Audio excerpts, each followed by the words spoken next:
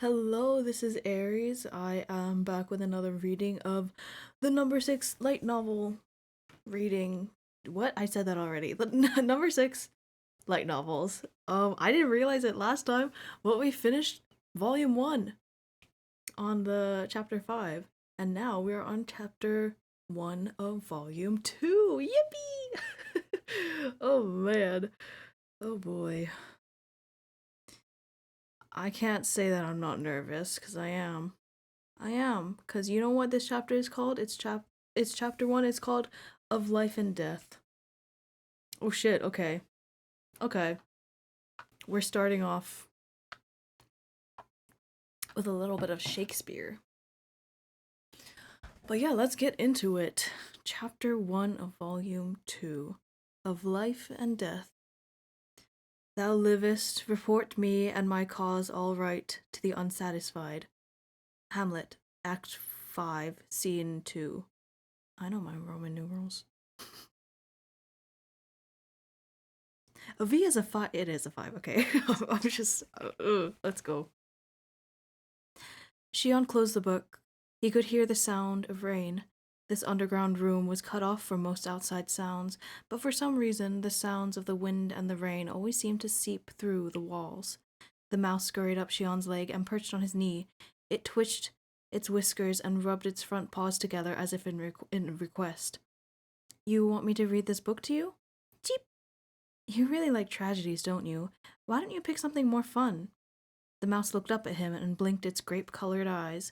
Shion adjusted himself in his chair and crossed his legs, with the mouse still on his knee. The chair had once been quite a fine piece of furniture. It was evident from its sturdy build and the delicate patterns carved into the chair's back. But now it was worn and old. The color was peeling in various places, and the cushion had faded so much it was impossible to tell what color it had been before. Still, it was one of the few pieces of furniture that this room had. A week ago, Shion had dug it out from among the books that covered 2/3 of the room's floor space. There must be an even bigger treasure hidden in these books if you sorted them out. Shion had meant to sound serious, but Nezumi scoffed. Why don't you worry about building up some strength before thinking about stupid stuff like that? You're a little boy who's probably never had to do any physical labor since the day you were born. You're pale and skinny enough as it is. I was in charge of cleaning duties at the park. I had to do physical labor all the time. Nezumi's shoulders hunched. His voice was tinged with contempt. Cleaning duties? Does cleaning count as physical labor in No.6? All you had to do was operate the robots that did the maintenance and cleaning. What physical labor... What physical labor is... Oh, okay. What physical labor is, little boy? Nezumi grabbed Shion's arm and dug his fingers in so hard that he winced. Nezumi's fingers, slender at first, had a surprisingly strong grip. Is using these arms, your legs, and putting your back into it. Using your own body. Remember that. Nezumi's biting and sarcastic way of speaking didn't bother Shion much anymore after he had gotten used to it. In its harshness and cynicism, there was often a truth that he couldn't help but agree with, and oftentimes he would come away more persuaded than offended. It was true. The work that Shion did in the holy city of No.6 was just to tap the keys of the control panel. He had never experienced the kind of labor that made his own body creak under its burden. He had no experience of what it was like to be damp with sweat, to have the skin of his hands blister and tear, to have his muscles ache from exhaustion, to be famished unbearably, and to fall into a comfortable slumber after a day's work. He had never experienced it once. That's why I'm going to do this, Shion said determinedly, pointing at the mountain of books that had piled high over the room. I'm going to organize them, sort them out, and shelve them in order. If that's not physical labor, I don't know what is. It'll take you 100 years. I'll do it in a week. Nezumi shrugged his shoulders again. As you wish, he sighed. Do what you want, but stick with the books and bookshelves. Don't touch anything else. You don't have much other than books and bookshelves here. Like you said, you might find something amazing. You might find some amazing treasure. To tell you the truth, even I don't know what's buried under these books. The mice were chattering to each other from the nooks and tiny spaces between the books. Shion picked up a small, light green volume. Nezumi. Hmm? How long have you been living here? These bare concrete walls, thousands of books, this underground room, it didn't seem well suited to be a human dwelling. You didn't grow up here, did you? Where were you? He closed his mouth. He noticed that Nezumi's gray eyes were harboring a steely glint. I'm sorry. Nezumi snatched the book out of Shion's hand and threw it aside. If you plan on staying here, he wrapped his shoulders on the superfiber cloth and gave an impatient sigh. Then do something about that interrogation habit of yours. I don't know how much more I can take of you nosing around every little part of my life. I'm not nosing around. I just wanted to know. Sniffing around and questioning people for every piece of information you want is called nosing around. Remember that too. Shion felt a jab of irritation at the way Nezumi's words seemed to push him away. Indignation welled up inside him. He wasn't nosing around.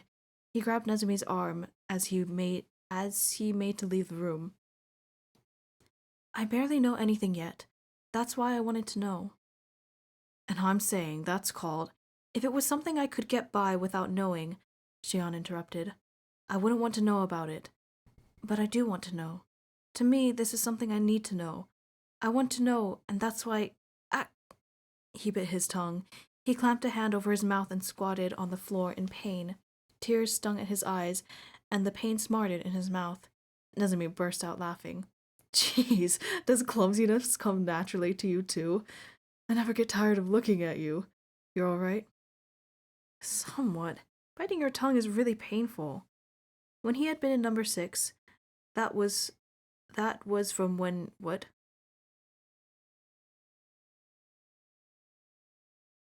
When he had been in No.6, that was from when he was born to the age of 16, Shion had never once experienced what? Shion had never once tripped over his words enough to bite his tongue. Clearly, I do. And it was the first too that he had grabbed someone's arm without thinking, out of desire to say what his heart raced to tell, his words unable to keep up with his thoughts. So, Nezumi knelt down and peered into Shion's face. The light in his eyes, which had a sheen of finely woven cloth, had subsided to a gentle glow. What do you want to know? You, Shion answered. I want to know about you. Nezumi's mouth fell open. He blinked several times. Shion, have you been reading any strange books lately? Strange? Like romance novels, the kind that are cliché and over the top. You know, where a prince comes to rescue a damsel in distress, or when lovers are torn apart, overcome trials and tribulations to reunite again. I don't think I've read any of those. Then where the hell did you come up with that line? I want to know about you, Nezumi echoed in disbelief. I don't have to learn that from anywhere to say it. Are you serious about what you just said? Of course, Nezumi. Shion wiped his lips and looked directly into his gray eyes. I want to know. I don't know. All I know about you is that you've saved me. I don't know your real name or how you grew up, or why you're living here alone, or what you're thinking of now, or what you're planning to do. I have no idea. I don't know a single thing about you. He was grabbed by the wrist. Nezumi's fingers were cold and rigid. Then I'll tell you something. Put your hand here. Shion did as he was told, and placed his hand on Nezumi's chest. What do you feel? Feel? Well, it feels like a man's chest, for one. It's hard and flat. I know. Too bad for you, I don't have a big breast. What else? This guy. Reader's note, this guy. Okay. Well, what did he feel on his palm through the rough fabric of Nezumi's shirt? It was his heartbeat, his warmth and the firmness of his flesh. Nezumi hastened to put it into words. Shion hastened to put it into words. He didn't know why. He withdrew his hand and curled his fingers over his palm. Nezumi chuckled quietly. My heart was beating, and it was warm, right? Of course. You're alive. It's normal for your heart to be beating and for you to feel warm. It is. I'm alive, and I'm right here in front of you. That's all you need to know. What more do you want? Nezumi stood up and looked down at Shion. His gaze, like his fingers, was cold. What you want is information, he said icily. My birth date, my development history, my height, weight, index of my intelligence, DNA data. You just want information that you can convert into numbers. That's the only way you'll ever truly understand, you'll ever try to understand other humans. That's why you can't understand the living people that are standing right in front of you. Shion stood up as well. He clenched his fist harder. You're big on sarcasm and love to make fun of people. You don't like fish, and you're a restless sleeper. There was a moment of silence. Huh? Shion continued. You have an enormous amount of knowledge, and a wide range of it too, but none of it is systematic. Sometimes you're fickle and oversensitive, but other times you're lazy and careless about details. You adore piping hot soup, and you get really grumpy when it doesn't have the right amount of salt. And last night you kicked me 3 times in your sleep. Hey, Shion, wait a minute. Since coming here, this is what I've learned about you. They're not numbers.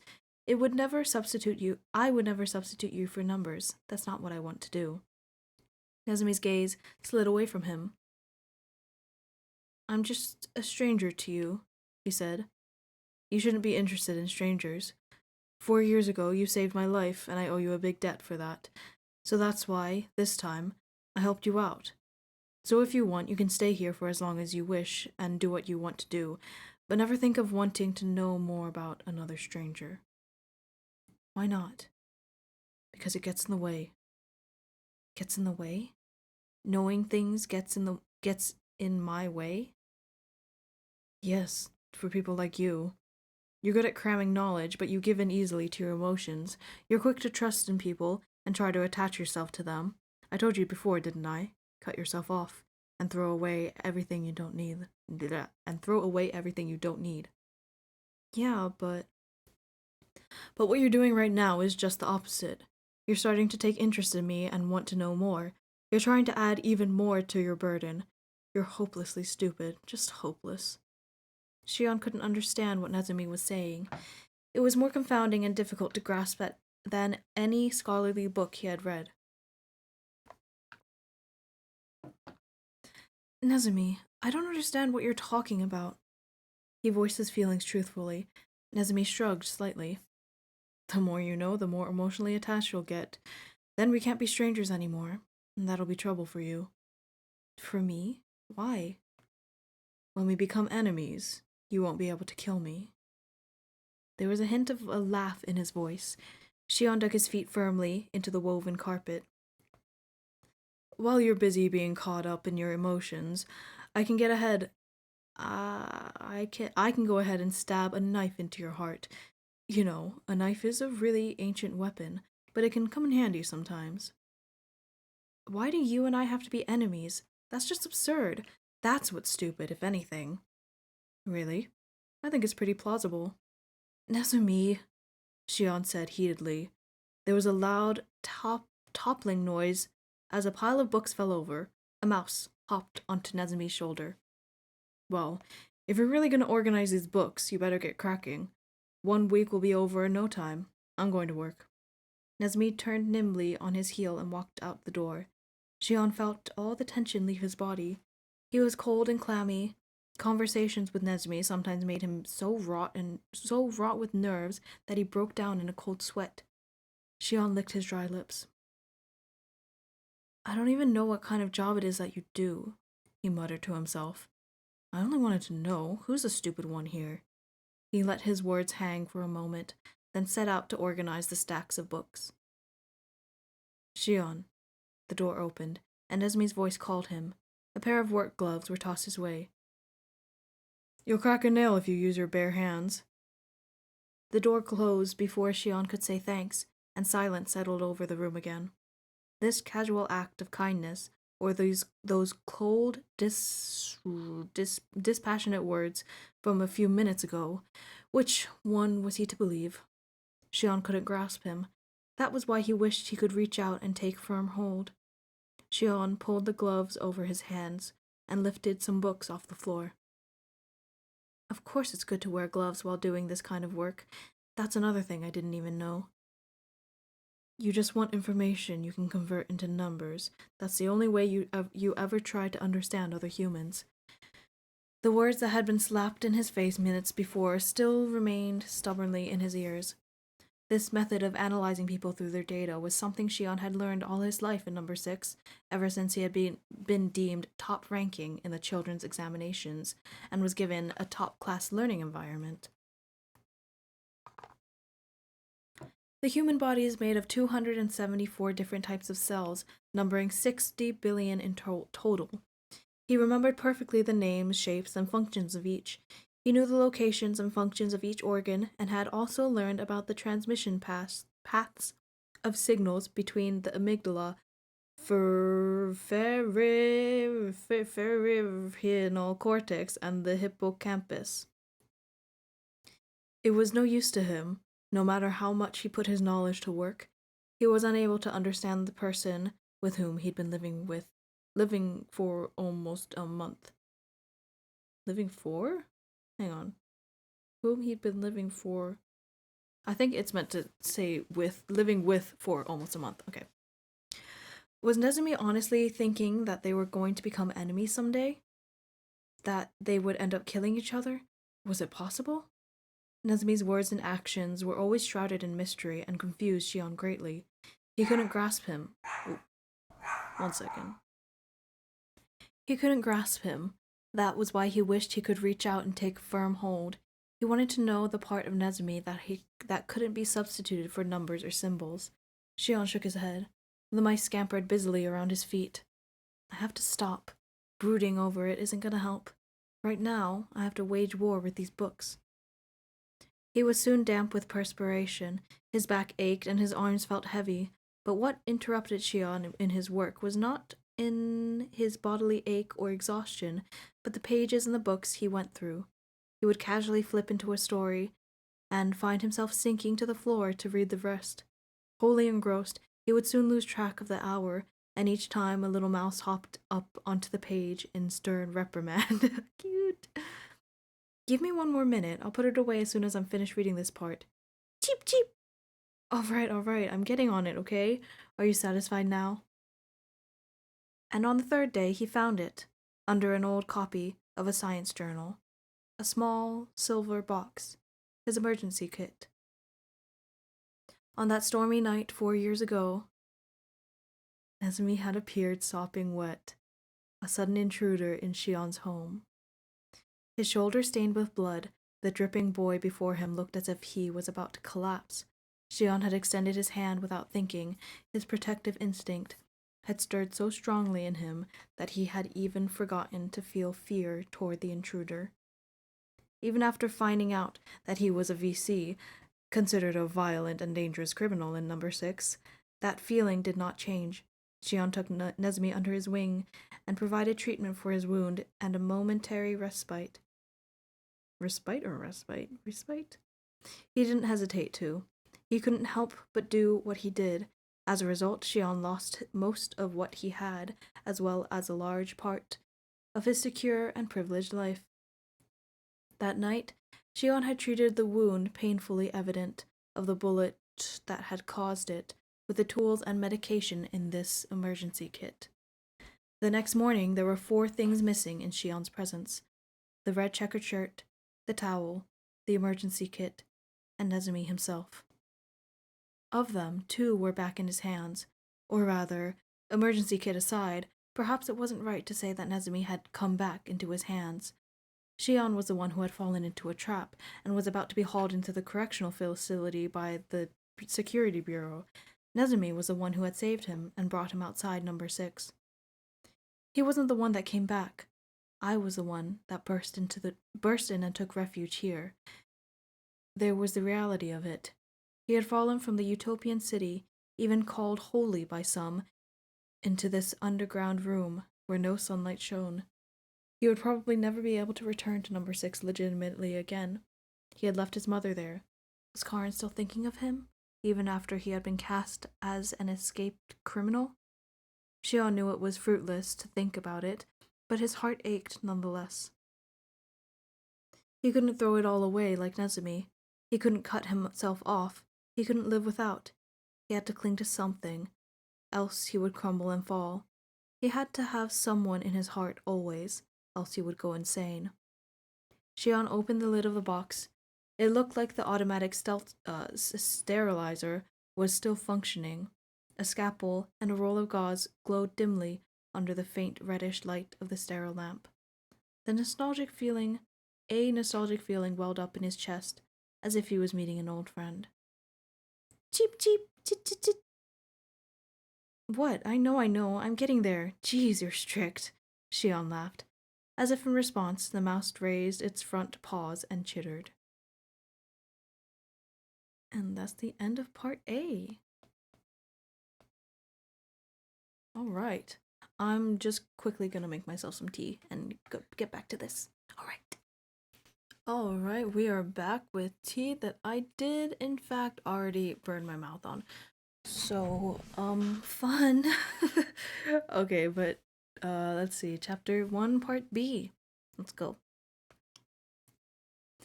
By the time a week rolled around, Shion had managed to organize almost all of the books that had been dominating most of the floor. Of course, it was impossible to find shelf space for all of them, and many piles of books still remained on the floor, but it had cleared up a considerable amount of living space. So, what do you think? Shion puffed out his chest proudly. Nezumi was draped lazily over the chair. He yawned. The emergency kit, a couple blankets, a mug, and an old heater. Is that all you managed to find? That's a lot, Shion replied indignantly. Too bad you couldn't find an entry permit to No.6. Shion moved in front of Nezumi and looked him directly in the eye. If he was going to speak in earnest, he mustn't avert the other's gaze. It was one of the things he'd learned in his month of living with Nezumi. Shion bent over and clasped each hand around the armrests of the chair. What? Shion was now blocking Nezumi from the front. Nezumi shifted uneasily in his seat. Nezumi, my mother is still a No.6. She's my only blood relative. I don't care how much you laugh at me for it, but I'll never be able to cut her off. But let me say this. I have no attachments to life in that city anymore. Even if someone told me I could go back in time, I wouldn't want to go back when I had the privilege to live in No.6, as its legitimate citizen. I'm serious. I wouldn't want to return one bit. The gray eyes on either end of Shion's gaze didn't blink once. You said that my life in No.6 was fake. Now I've experienced it for myself, and I never, ever want to return to a life that's fake and only peaceful and privileged in appearance. So you're prepared to live life outside of the holy city? Is that what you're telling me? Yeah. Do you know what kind of place this is? He hesitated to answer. Nezumi's lips twisted into a cold smile. You don't know anything, he said softly. You don't know what it's like to starve, to shiver in the cold, to groan from a wound that's festered because it's been left untreated for too long. You don't know the suffering that follows when that wound becomes infested with maggots, and you start rotting alive. You don't know how it feels to watch someone die in front of you while there's nothing you can do to help them. You don't know a single thing. You're just rattling off pretty words. You've experienced it for yourself, you say. You've only peeled the surface of that city and sniffed at it, and already you're acting like you know everything about it. It might be a city of lies, but in No.6 you have a warm bed, plenty of food and clean water. You have fully equipped medical facilities, recreational facilities, educational institutions. Everything that resides here would never be able to have. Everything that residents here would never be able to have, no matter how hard they wished. And you say you have no attachments to those? That's arrogant of you. So arrogant it makes my skin crawl. Either that or you're a liar. Sorry, my throat closed up halfway through. Shion drew a breath. He tightened his grip on the armrests. It might be arrogant, but I'm not lying. Regardless of what kind of place is. Nope, I think this is. Regardless of what kind of place this is, I still want to continue living here. It's not because I got chased out of No.6 as a criminal. Even if I wasn't, no matter how horrible this environment turns out to be, I want to stay here. What's your reason? Nezumi shot back. If you're not lying, and if you're not trying to impress me with a model answer, what led you to make that decision? I'm drawn to you. Huh? You know things that I don't know. You've taught me things that no one else has ever taught me before. I can't say it well, but he hesitated. I'm drawn to you. A lot. That's why I want to stay here. I want to see what you see, eat what you eat, and breathe the same air as you. I want to hold in these hands what I never would have been able to get in No.6. Nezumi slowly blinked twice. Then, he placed a palm on his forehead and shook his head slowly in exasperation. Shion, I've been noticing this for some time now, but... Yeah? Your language ability is worse than a chimpanzee. I've heard before that the genome of a human and chimpanzee are only different by 1.23%, said Shion unfazed. I don't think you should mock chimpanzees. I'm mocking you, idiot. Don't you have any idea what proper expressions to use? Was there something weird about what I said? Don't use words like drawn to so easily. It's a very weighty, important word. You're only supposed to use it for a special, irreplaceable person in your life. Then how am I supposed to say it? Do I say, I love you?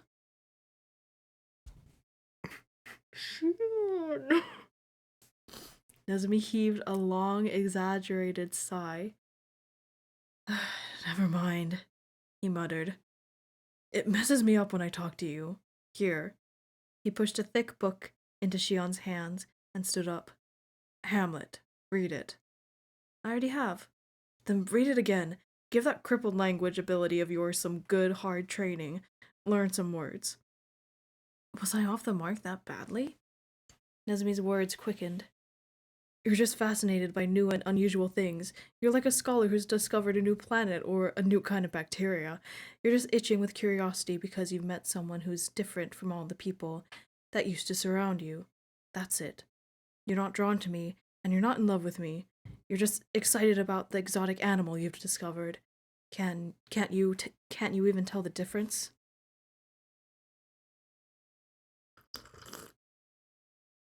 Sorry, sippy noises. They were harsh words. They became sharp thorns that stabbed at Shion's eardrums. I don't trust you, Nezumi said. Shion raised his face, and his gaze collided with Nezumi's. He had been biting his lip without thinking. I don't trust anything you say. You're someone who's been living in artificial abundance since you were born, and you're arrogant enough to be able to say you can throw away that fortune easily. Shion, he said suddenly. When you used to do that cleaning job at the park, you had to do that ritual every morning, didn't you? The ritual was always the first task in Shion's workday. He had to lay a palm on the image of the city hall, or moondrop, informally, that was displayed on monitor of the maintenance system and pledge his allegiance. Ew. I hereon and ever pledge my unwavering allegiance to the city of No.6.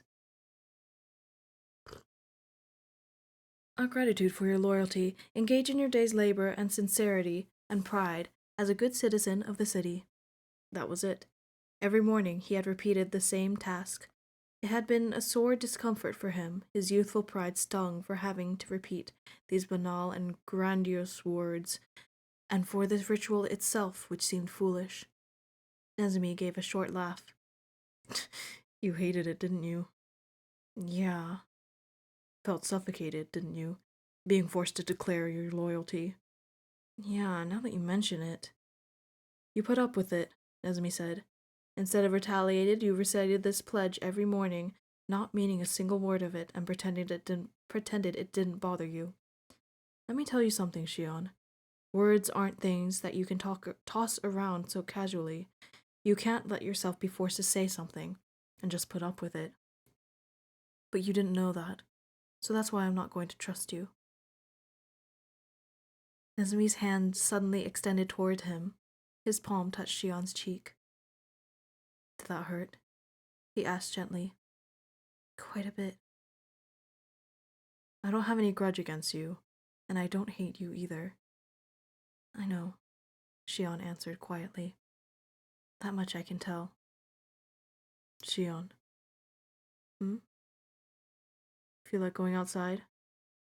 His fingers caressed Shion's hair. You're fully recovered now, aren't you? Feel like seeing for yourself the place you've decided to continue living in? Nezumi's hand slowly drew away. Several strands of white hair clung to his long fingers. Shion's hair still had some luster,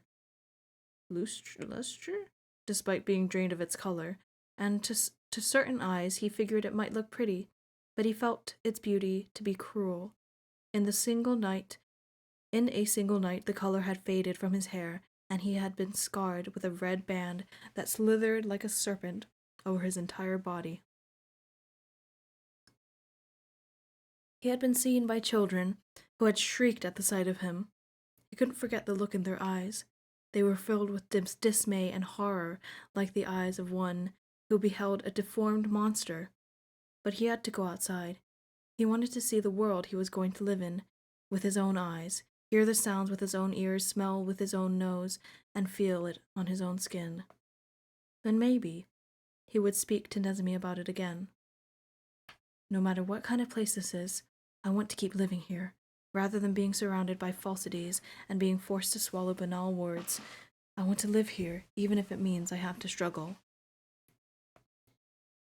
We can't dye your hair if it'll make you feel... What? We can dye your hair... We can dye your hair if... Third try. Is that third or fourth? I don't know. We can dye your hair if it'll make you feel better at all, Nezumi said. Black, brown, green, whatever color you wish. What do you want to do? No, it's fine. You're going to keep it? Yeah, I'll keep my hair like this. White hair isn't so bad. I figure it's better than being completely bald. Nezumi lowered his face. His shoulders were trembling. You're really funny, you know that? He said, his voice shaking from holding back a laugh. Seriously, I mean, really. Am I? Said Shion dubiously. No one's ever really told me I'm funny. You're a natural comedian. You should toss the theory books and study comedy instead. I'll think about it. You should. Right. Tomorrow then. I'll show you around. All right, Shion agreed. And there's one place you definitely need to go to. Latch Building, Shion answered for him. And then, reader's note, there's again, the note that his mom scribbled for him that I cannot make out the words of, so. It was a memo from Karen, and it was a cryptic one. Shion didn't know where it pointed to or who was going to be there. Did you find out where Latch Building is? Nope, Nezumi replied. We don't have any fancy numberings for our buildings here, but once upon a time this place used to be a decent town, and I was able to get a map from them. And there's a region that marked LK 3000. You looked all of this up? Shion murmured in awe. Just to kill some time. I didn't think you had time to kill. You always seem so busy. Oh, and write a letter, Nezumi interrupted nonchalantly. Huh? To your mama, but keep it within 15 words. Just a simple note. The mouse here says he misses your mother's homemade bread. Oh. You'll deliver the letter for me? More like a memo, he said briskly. Under 15 words. I can't guarantee it'll get there safely. Nezumi. What? Thank you. Nezumi shrunk away from Shion and fixed him with an appalled stare. Please, can you not look at me like that? It gives me the willies. What'll happen tomorrow will happen tomorrow. I'm gonna take a shower. Oh, and before you write a letter to your mama, read the poor little guy a story. He's been waiting all this time. Nezumi disappeared into the bathroom. Shion curled up in a chair and opened the book he had been passed earlier. There was a faint whiff of the smell of paper. He was drawn in instantly, and soon lost himself into its pages. If thou didst ever hold me in thy heart, absent thee from felicity a while, and in this harsh world draw thy breath in pain, to tell my story. Hamlet drew his last breath in the arms of his friend. Shion slowly closed the book. There was the sound of rain. He wondered why it always seemed to seep through the walls into this underground room. It seeped through and reverberated like the soft sound of music. And in this harsh world, draw thy breath in pain. Maybe that's what living on this world meant, to suffer in pain. And Nezumi knew this. It had been ingrained into his body. A mouse chirped at his foot. Oh, sorry about that. Which one did you want me to read? The mouse climbed up on his knee and rubbed its front paws together. You want me to read this book to you? Cheep! You really like tragedies, don't you? Why don't you pick something more fun? He crossed his legs, and the mouse still perched on his knee. With the mouse still perched on his knee. Read him the tragedy, Nezumi's voice spoke from behind him. He hadn't even noticed Nezumi coming out of the bathroom. He hadn't heard a sound or felt any presence. You have a good voice. This little guy loves to be read to, and he loves to listen to you read tragedies. Really? The mouse blinked its grape-colored eyes at him. Shion guessed it was his way of saying yes. Okay. Then from the top of Act 5. Shh. Nezumi's damp hand pressed over Shion's mouth. I hear something. Huh? Before Shion could ask what it was, it reached his own ears. The sound of footsteps clambering down the steps. The heavy door was being banged. Someone was knocking on the center of the door, and its sound was frantic, though not altogether strong. A child. A child was knocking desperately at the door. Shion stood up and made for the entrance. Not so fast. Nezumi stopped him. Under his wet bangs, his gray eyes beheld the door warily. Don't open the door yet. Why not? It's dangerous. Don't open the door without any defense. It's a child knocking, and it's urgent. Something must have happened. How can you be so sure? An armed soldier could knock on the bottom half of the door, no problem. Shion's gaze traveled from Nezumi's face to the door. Help me. He thought he heard a weak voice cry out a plea. He swallowed. He unlatched the door and gripped the handle. Shion! He opened the door. A cold draft blew into the room. It was getting dark outside, and a chill wind was blowing. A girl was standing in the gathering dark. Her eyes were filled with tears as she looked up at Shion. He had seen her before. She lived in the barracks in the hollow under the slope. She was the girl that he had not been able to forget, the girl who had shrieked at Shion's whitened hair and red scar that snaked up his neck. For the first time, in this gaze, he had been beheld like a deformity. But now, her large eyes were brimming with tears and contained no hint of terror. Instead, they were bright with frantic urgency.